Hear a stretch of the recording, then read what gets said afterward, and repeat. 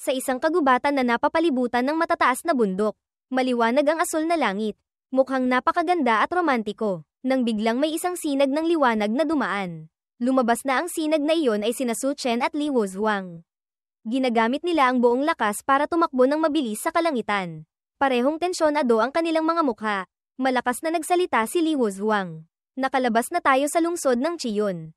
Bakit mas lalo kang naging tensyonado? Nang marinig ito, kumunat ang noo ni Su Chen. Tumagilid para obserbahan ang paligid. Sumagot sa kanya, sa loob ng lungsod ng Chiyon. Kahit delikado, may lugar pa para magtago.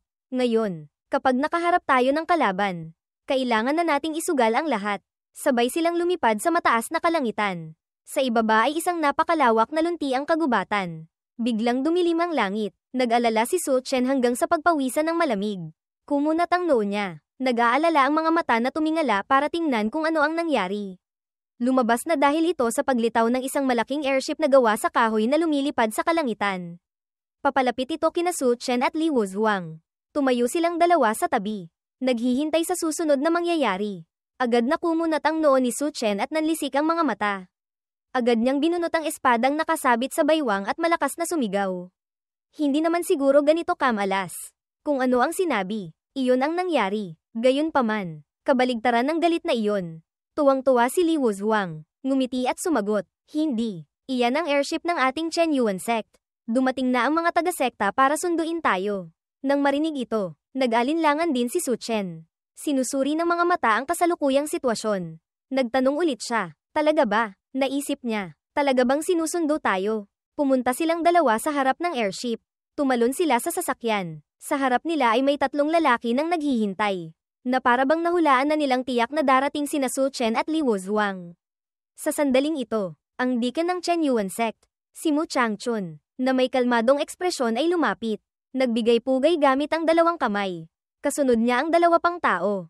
Nagsalita si Mu Changchun, Li Wuzhuang, nakatanggap ng balita ang sekta na nagpakita ka dito. Naparito ako para sunduin ka pa uwi. Nang makita ni Li Wuzhuang ang lalaking ito, tuwang-tuwa siya. Walang tigil sa pagngiti at napabulalas. Tiyo mo, hindi ko inaasahan na ikaw pala ang susando sa akin. Nanatiling kalmado ang mukha ni Su Chen. Malamig na inoobserbahan ang kaharap. Habang si Li Wuzhuang ay masayang tumingin sa kanya. Itinuro ang kamay patungo kay tiyo mo para ipakilala. Ito ang pinaka-epektibong tauhan ng aking pangalawang tiyo. Siya rin si tiyo mo. Isa sa mga deacon ng sekta. Isang eksperto sa ika-5 antas ng gintong ubod. Pagkatapos marinig ito, agad na nagbigay-pugay si Su Chen. Nagbibigay galang kay deacon mo. Gayunpaman, nanatiling malamig ang ekspresyon niya. Nang makita ito ni Mu Changchun, walang gana rin siyang sumagot. Ginamit ni Mu Changchun ang kilos ng isang nakatataas. Hindi masaya ang mga mata na nagsalita kay Su Chen. May nagawa kang kabutihan sa pag-escort sa binibini. Pagbalik sa sekta, tiyak na may malaking gantimpala. Kay Su Chen ay malamig at walang pakialam ang traitor.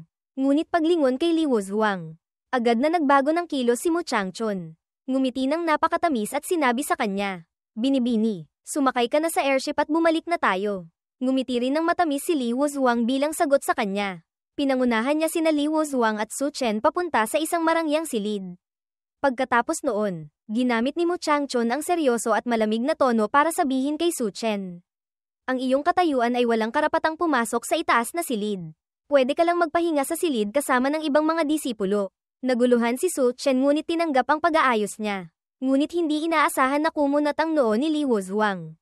Halata sa mga mata ang hindi pagkatuwa. Nagtanong, tiyo mo, si Su Chen ang nagligtas ng buhay ko. Bakit hindi siya pwedeng pumasok? Mukhang inaasahan na ni Mu Changchun na matatanong siya nito.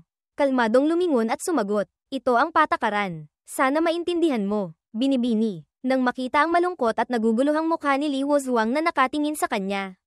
Kusang nagsalita si Su Chen.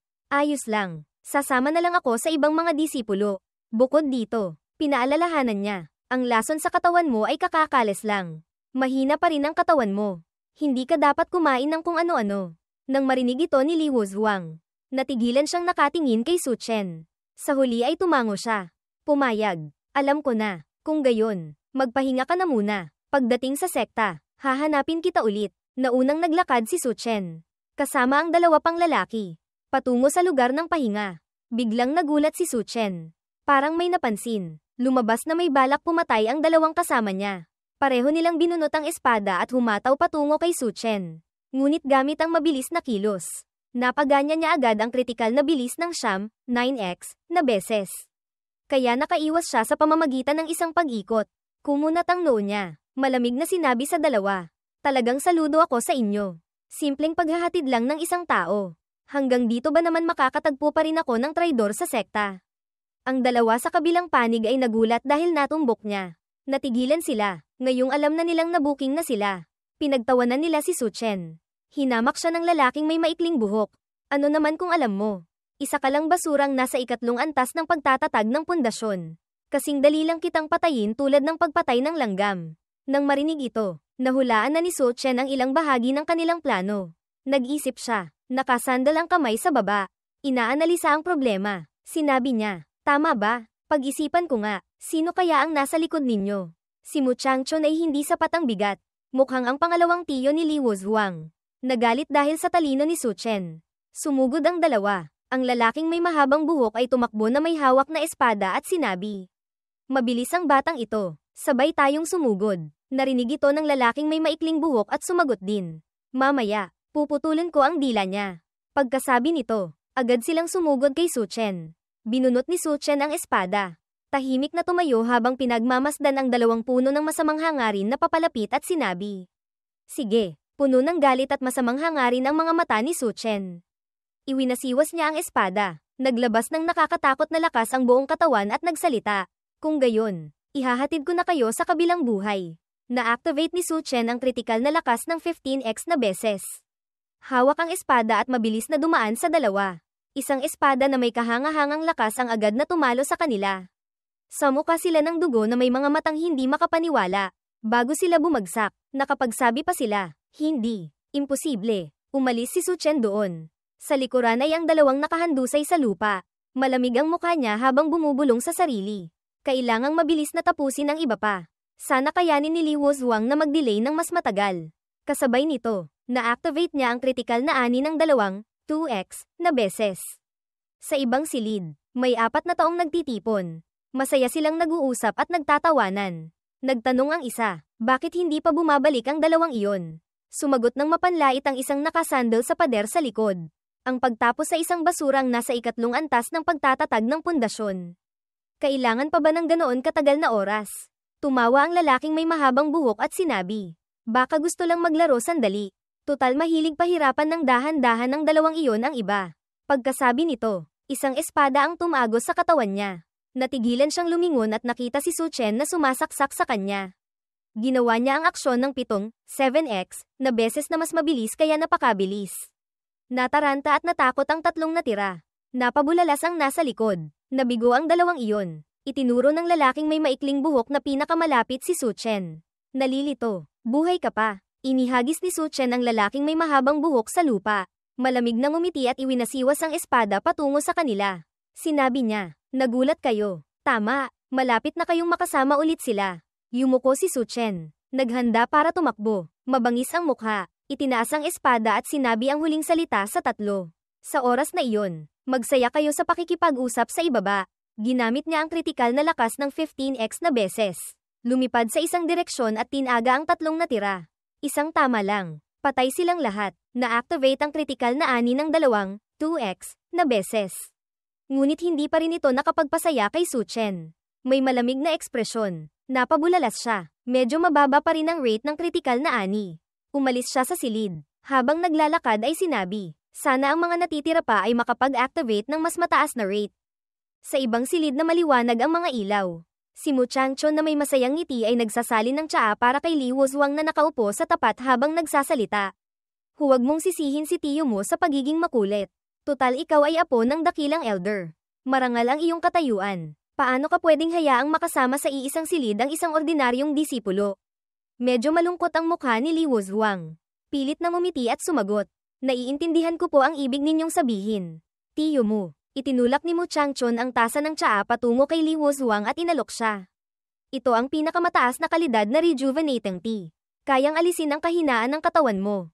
Inumin mo na. Masayang sinabi ni Li Wuzhuang. Salamat po, tiyo mo. Kinuha niya ang tasa at masarap na ininom. Walang anumang pagdududa sa taong tinatawag niyang tiyo. Nang makitang nainom na ni Li Wuzhuang ang tsaa, ngayon lang ngumisi ng masama si Mu Changchun. Halata ang masamang balak, hindi kailangang magpasalamat, tutal isa ka ring mahalagang pyesa. Natakot at hindi makapaniwala si Li Wuzhuang. Napabulalas. Ano ang ibig ninyong sabihin?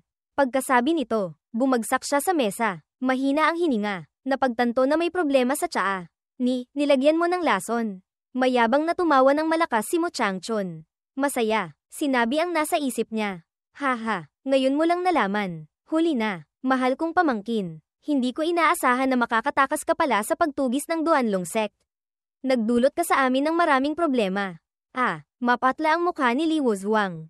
Galit na sumigaw. Kaya pala ikaw ang especially iya sa loob ng sekta. Tumawa si Mu Changchun at umiling. Itinanggi. Hindi. Wala akong ganoong kalaking lakas ng loob. Agad na dumilim ang mukha ni Li Wuzhuang. Hindi makapaniwala sa narinig. Naguguluhang nagtanong. Ang ibig mong sabihin, ang traidor sa sekta ay ang pangalawang tiyo. Hindi. Imposible. Wala siyang dahilan para traidorin ang sekta. Nang mapansin na si Li Wuzhuang ay inosente pa rin at hindi makapaniwala sa katotohanan. Tumalikod si Mu Changchun. Tumawa ng malakas at sinabi, Haha, tama nga ang sinabi ng bise-punong sekta. Ikaw at ang ama mo ay parehong hanggal. Pero ang halaga ng paggamit sa isang hanggal ay talagang napakalaki. Galit na sumigaw si Li Wuzhuang. Huwag kayong magsaya. Darating si Su Chen para iligtas ako. Ngumisi ng masama si Mu Changchun. Mayabang na sinabi, ang sinasabi mo ba ay ang basurang nasa ikatlong antas ng pagtatatag ng pundasyon na nag-escort sa iyo? Siya ngayon, baka isa ng bangkay. Haha, sa sandaling ito, isang boses mula sa labas ng pinto ang kumuha ng atensyon ni Mu Changchun. Talaga ba? Sayang at binaygo kita. Marahil ito ang eksenang hinihintay ni Li Wuzhuang kanina pa. Lumitaw si Su Chen sa pinto na may kumpiyansang ngiti. Malamig ang mukha, hawak pa rin ang espada. Mukhang napakakumpiyansa na may halong kaunting yabang. Nagulat si Mu Changchun. Hindi makapaniwala sa nakikita. Sinabi niya, ikaw, buhay ka pa. Mukhang minamaliit kita. Gayunpaman, ngumisi pa rin siya ng may paghamak.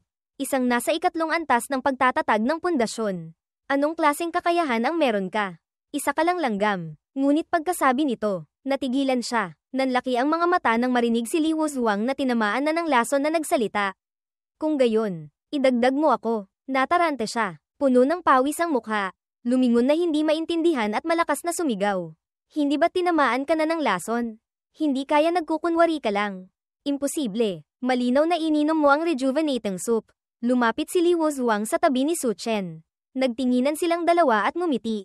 Sinabi niya, dapat pasalamatan si Su Chen dito. Siya ang nagpaalala sa akin tungkol sa lason noon. Sinabi niya sa akin na huwag kumain o uminom ng kung ano-ano. Kaya bago ako pumasok sa silid, palihim akong uminom ng tableta ng detox. At saka pagkatapos kong inumin ang rejuvenating soup, agad kong ginamit ang espiritual na lakas para ilabas ito. Lumabas na totoo ang pagod sa mukha niya noon. Dahil kailangan niyang gumamit ng lakas para ilabas ang lason. Sa sandaling ito, nagpakita ng galit na mukha si Li Wuzhuang. Matalim ang mga mata na nagpatuloy sa kwento. At ang pakikipag-usap ko sa iyo ng matagal ay para lang bigyan ng oras si Su Chen. Ginamit niya ang kanyang lakas. Nagniningning ang buong katawan na naglalabas ng apoy ng lakas. Ang galit at determinasyon ay nagpalakas sa kanya ng higit kailanman. Sumigaw siya, ngayon, aalisin ko ang salot para sa sekta. Hindi pa rin natatakot si Mu Changchun. Ngumiti siya ng mabangis. Ginamit ang lakas at sumagot. Haha, sa pamamagitan ninyong dalawa, gusto ninyo akong patayin. Dati, dahil sa pagtawag mo sa akin ng tiyo. Gusto pa sana kitang tratuhin ng mas mabuti. Ngayon mukhang kailangan mo lang tikman ng kaunting paghihirap. Ginamit niya ang lakas ng kadiliman. Itinulak ang kamay ng malakas patungo kay Li Wuzhuang na nakatayo sa tapat. Sa sandaling ito, nagniningning ang buong katawan ni Li Wuzhuang. Ginamit ang dalawang kamay para gamitin ang lakas. Puno ng kumpiyansa ang mga mata na sumigaw. Pianisil. Ang lakas na hugis bulaklak niya ay tumama sa masamang lakas. Lumikha ng malaking pagbangga ang dalawang panig. Sayang at masyadong malakas ang lakas ni Mu Changchun. Naitulak si Li Wuzhuang paatras. Nasaktan siya ngunit hindi bumagsak. Mayabang na tumawa ang lalaki. Malakas na sinabi, sino ang nagbigay sa iyo ng kumpiyansa na matatalo mo ako? Gamit ang katawan mong lumaki sa yaman. Ngunit nakalimutan ni Mu Changchun na nandyan pa si Su Chen. Ngayon ay nasa likod na niya ito. Ginagamit ang espada na may 7x na beses na bilis para sumaksak sa kanya. Talagang magaling siya. Agad niyang napansin. Masama ang mga mata. Nagngangalit ang ngipin sa galit. Napabulalas siya. Agad siyang lumingon. Itinulak ang isang masamang lakas patungo kay Su Chen. Sinabi ni Mu Changchun. Hindi alam ang buhay at kamatayan. Mabilis na tumalon si Su Chen. Iwinasiwas ang espada patungo kay Mu Changchun. Napakalakas ng espada ngayon, dahil sa pag-activate ng kritikal na lakas ng 13x na beses. Bumabangga ito sa masamang lakas. At naitulak ng espada ang lakas ni Mu Changchun. Sumugod si Su Chen patungo sa kanya. Tumusok ang saksak diretso sa braso niya nang walang pag-aalinlangan. Nanlaki ang mga mata ni Mu Changchun. Hindi makapaniwala habang tinitingnan ang punit niyang manggas. Talagang nataman siya. Ang galit at kahihiyan ay nagdulot sa kanya ng matinding galit. Humigpit ang pagkuyom ng dalawang kamao. Ginamit ang buong lakas. Sumugod patungo kay Su Chen at malakas na sumigaw. Hayop. Isang malaking lakas na hugis kamao ang mabilis na sumugod kay Su Chen. Malinaw na nailabas ang kabaliwan ni Mu Changchun. Ngunit mayroon din siyang nakakagulat na lakas. Kinagat ni Su Chen ang labi. Seryoso ang mga mata. Ginamit ang lakas. Na-activate ang kritikal na bilis ng 11x na beses. Ginamit ni Mu Changchun ang kritikal na bilis ng 11x na beses para umatake kay Su Chen. Habang umaatake sa kanya, iniisip niya, itong batang ito, ang suntok kong ito, kahit ang isang kultibador sa ikalawang antas ng gintong ubod ay hindi makakaiwas. Humihingal siya, nakakunot ang mukha na sinabi, tingnan ko kung hanggang saan ka pa makakaiwas. Pagkatapos, ginamit ni Mu Changchun ang buong lakas para gawing isang malaking kamay ang mahika at inatake siya. Hindi nakasanggi si Su Chen kaya agad siyang nadaganan. Nakahiga siya sa lupa, hindi makatayo. Iniisip, hindi pa rin sapat ang lakas. Mas malakas itong si Mu Changchun kaysa sa kultibador ng Wuji sect noon. Nang makita niyang buhay pa ito pagkatapos ng atake, kumpiyansang sinabi, buhay ka pa pala. Kung gayon, tanggapin mo pa ang isang galaw ko. Nang makitang aatake na naman si Mu Changchun sa kanya, inatake siya ni Li Wuzhuang mula sa likod. Sumigaw siya, Mystic Heaven Sword Formation. Sa sandaling ito, libu-libong espada ang lumitaw. Inatake siya, nang mapansin na may hindi maganda. Lumingon siya, nagulat na naisip, ito ang Zuan level technique para protektahan ang sarili. Malakas na sumigaw si Mu Changchun. Armor of Light, pagkatapos ay lumitaw ang isang gintong baluti.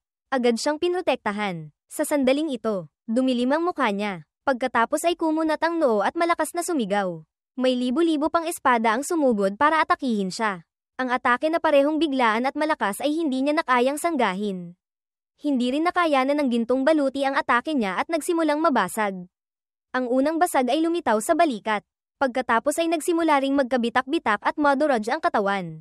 Sa huli, hindi na nito nakayanan at naduraj ito sa maliliit na piraso. Tinamaan siya ng lakas ng malakas na atake at tumilapon sa pader. Gumawa ng malakas na ingay. Si Su Chen na nakahiga sa lupa ay humanga sa kanya nang masaksihan ng eksena. Naisip niya, ito pala ang lakas ng Zuan level technique. Mukhang kailangan ko ring matuto ng ilang malalakas na teknik sa hinaharap. Kung hindi, magiging dehado ako sa laban. Biglang tumawa si Mu Changchun. Haha, ang tawa niya ay nagpagulat sa kanilang dalawa ni Li Wuzhuang. Hindi maintindihan kung ano ang nangyayari. Tumayo siya. Habang tumatawa ay sinabi, sayang, ang iyong Mystic Heaven Formation ay hindi kayang basagin ang aking gintong ubod. Sa huli, ako pa rin ang nanalo. Bigla, umiral ang lason sa katawan niya na naging dahilan para hindi na siya makapagpatuloy sa pakikipaglaban. Napaluhod siya. Habang umuubo ay sinabi niya, ang taong ito, tapos lumingon siya kay Su Chen. Nagsalita, Su Chen, sa iyo na lang ako aasa. Tumayo siya. Hawak sa kamay ang mga tabletang nagpapalakas.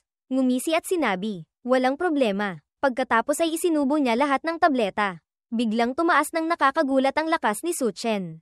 Na-activate ang kritikal na pagpapagaling ng 13x na beses. Na-activate ang kritikal na pagbawi ng espiritual na lakas ng 8x na beses. Kumpiyansa siyang ngumisi. Hinahamon si Mu Changchun. Halika, ang kalaban mo ay ako. Sa sandaling ito, galit na nagngalit ang ngipin nito at sumugod sa kanya. Itinaas niya ang kamao at sumigaw. Munting walang alam. Uminom lang ng ilang tableta. Gusto mo na akong talunin. Ginamit niya ang kritikal na blink ng 25x na beses para maiwasan ang atake nito. Patuloy pa ring sumisigaw si Mu Changchun. Hindi pa tapos. Hindi rin nag-atubiling sumagot si Su Chen. Halika, walang nagpapatalo sa kanilang dalawa. Walang tigil na umaatake sa isa't isa. Na-activate ang kritikal na blink ng 9x na beses. Na-activate ang critical na blink ng 14x na beses. Tapos magkatalikod silang dalawa. Walang gustong magpatalo. Sa sandaling ito, isang abiso ang umalingaw-ngaw. Na-activate ang critical na blink ng 22x na beses. Ginamit niya ang buong lakas para sumuntok sa kanya. Dumaplis ang suntok sa mukha niya na muntik na siyang mapahamak. Ngayon, na may kamaong napapalibutan ng itim na liwanag. Galit na sumigaw ito, munting hayop. Kung may kakayahan ka, huwag kang umiwas. Hindi nagalit si Suchen. Bagkos ay inasar pa siya pabalik. Sinabi niya, hindi ito tinatawag na pag-iwas, kundi pagpapasyal ng aso. Naisip niya, tama nga, ang Zuan level technique ni Li Wuzhuang. Kahit hindi siya napatay, nagdulot ito sa kanya ng malaking pinsala. Halatang bumaba ang lakas niya. Nang tawagin siyang aso, sobrang nagalit si Mu Changchun at sumigaw. Munting hayop na dapat mamatay. Tiyak na tatadteren kita ng pinong-pino. Dark Nether Prison. Isang kubiko ang lumitaw. Ikinulong silang dalawa sa loob. Si Li Wuzhuang sa ibaba ay nagpaalala sa kanya. Su Chen, mag-ingat ka. Ang Dark Nether Prison ay walang tigil na liliit ang espasyo. At saka, kung walang cultivation sa gintong ubod, hindi ito kayang basagin.